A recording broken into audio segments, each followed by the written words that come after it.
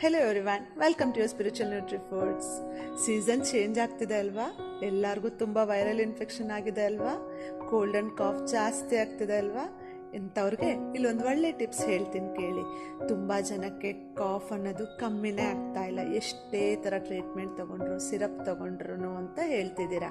ಅಂಥವ್ರಿಗಿದು ಒಂದು ವಿಳೆದೆಲೆಗೆ ಜೇನುತುಪ್ಪ ಹಚ್ಬಿಟ್ಟು ಒಂದೇ ಒಂದು ಬೆಳ್ಳುಳ್ಳಿ, ಒಂದೇ ಒಂದು ಕಾಳು ಮೆಣಸು, ಒಂದೇ ಒಂದು ಲವಂಗ ಇಡಿ, ಒಂದೇ ಒಂದು ಏಲಕ್ಕಿ ಇಟ್ಬಿಟ್ಟು ಪಾನ್ ಥರ ಮಾಡಿಕೊಂಡು ಇದನ್ನು ನೈಟ್ ಮಲಗಬೇಕಾದ್ರೆ ತಿನ್ನಿ, ಆಯಿತಾ?